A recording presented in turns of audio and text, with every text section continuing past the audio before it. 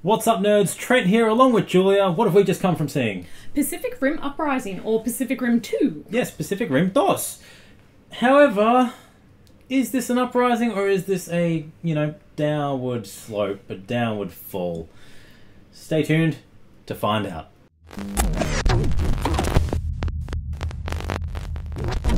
Alright, so Pacific Rim Uprising, it's about Jake, who's played by John Boyega, who's a scavenger, scavenging Jaeger parts, and he finds himself with a little accomplice, Amara, who's built her own Jaeger, the blessed little thing, and they end up on the wrong side of the law, and we find out that Jake is the son of Idris Elba's character from the first movie, because, we have to have connected universe people. And in turn, he meets Nate, who's played by Scott Eastwood.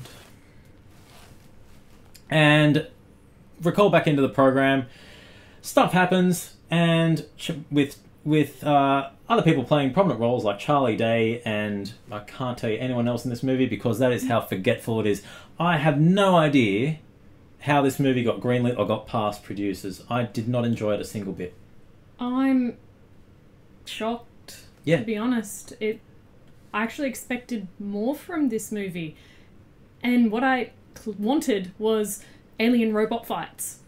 Yeah. And I didn't get enough alien robot fights. We got alien robot fights. In the last half hour of the movie. Yeah. I wanted a full, solid 90 minutes of alien robot fights. Yeah.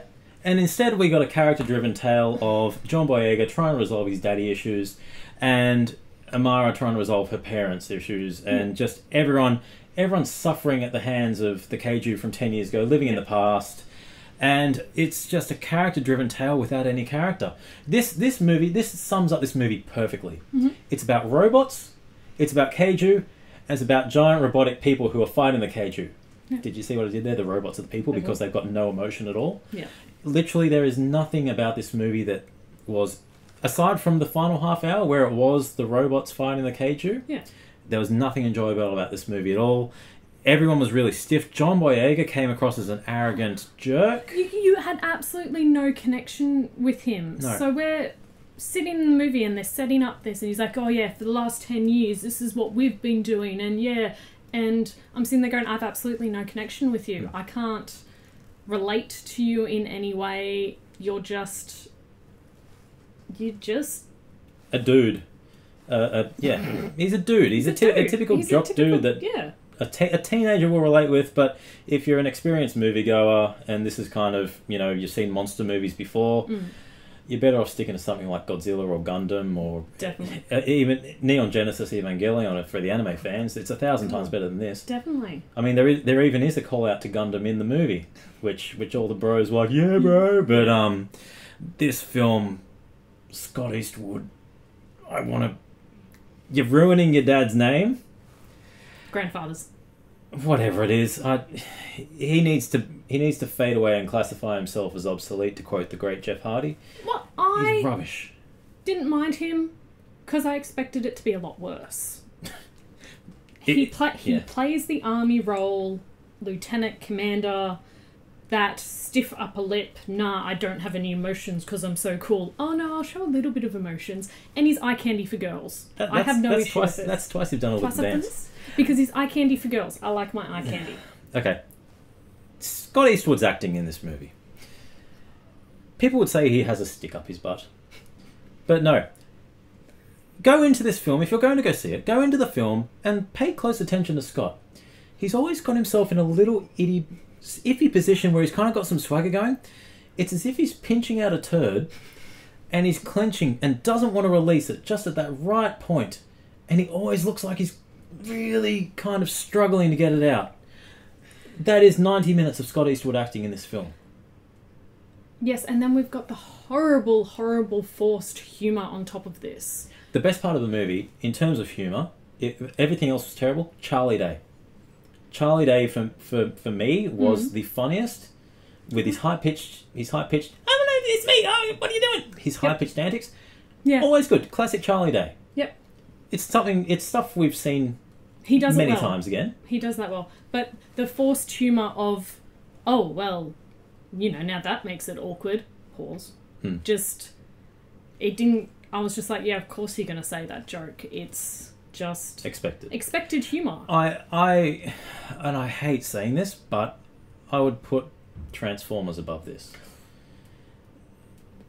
It just did nothing for me. They promoted it in the ads, in the trailers, as the Kaiju versus the giant robot man. Yes. There was minimal. It was minimal of that. Yeah. There was no training for it. There was just all these characters put into situations where we're expected to feel compassion or feel some type of emotion for them, yet they didn't give it natural time to develop. They cut away. They were focusing on too many different character interactions for a start, and too many different subplots for us to care about a single character. Yeah. We would have cared much more about John Boyega's character, even though he's an arrogant jerk, even though he was very much an anti-militant person. We would have cared much more about him if they didn't intersect it with a forced joke every so often, or try to have some other plot going on at the same time involving Charlie Day and I can't remember the guy with the cane, but there was just so much going on that you just couldn't focus. You couldn't focus on one plot either. And I think that's half the issue with Guillermo Del Toro not directing this. He has a really strong understanding of world building and characterization. It's what made Idris Elba's character from the first movie so memorable. Yeah.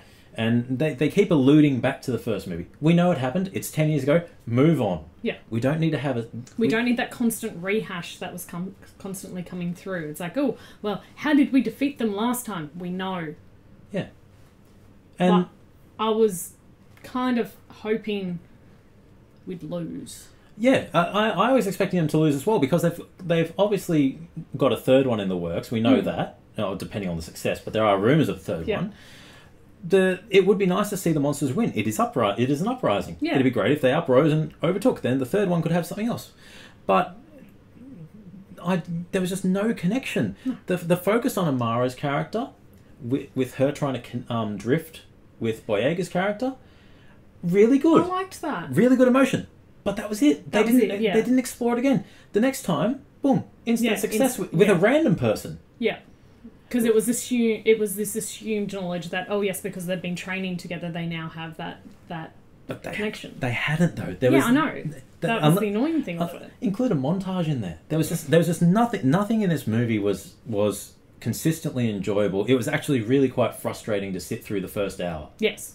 It was bad. I genuinely wanted to leave after the first hour because I was just that bored. And I don't care how attractive the cast is. I don't care how charismatic some of them are. If they're not actually delivering clearly good characterization, no, it's done. And there wasn't any of that. However, a positive. Do you have a positive? The CGI. Yeah, it was amazing. The monsters were brilliant. The Jaegers were amazing. The detail in that was really good. The background of that destruction of the different cities. Sydney, yay. We got destroyed. Destroyed. It was good. It flowed really seamlessly and it didn't seem too green screened, which was quite nice. Yeah, and that's the appeal of this movie. Yeah, definitely. And that's what should have been the focus. Yeah. Make that the focus. This is a monster battle. Make it a monster battle. And that's the exact same thing that's the rebooted Godzilla movie suffered from. Yeah. Was that Godzilla wasn't seen enough, nor did it do enough until the very end. I don't think it might be budget constraints. There could be a whole lot of other directional choices. It could be we want to have these people on screen. But if you're gonna make a machine versus monster movie, give the audience a machine versus monster movie. Yeah. Don't give them an hour and 10 minutes. It took over an hour and 20 minutes for the main battle. Battle. There were hints of monsters, but they were there for 2 minutes max. And but I did like the villain twist and how that came into it. It was unexpected. There was a cheesy moment that was quite funny, but Really? You didn't see that? You didn't expect that? I saw it coming a mile away, but we're not going to say it here. Yeah, that's true. You have to be subtle. Subtle. But yeah, I was really disappointed with this. Oh, I was extremely disappointed as well. Yeah. So, is it any good? Yeah. It might be good for a bro night. Yeah, definitely. Good bro movie. Yeah. But this is, like, girl, I wanted more alien robot fights. And I think that's saying something. So, that's what we thought of the movie. Kind of failed, kind of flopped, but you might like it. Let us know in the comments below. Don't forget to like and subscribe. I'm Trent. I'm Julia. And until next time, we'll see you nerds at the movies.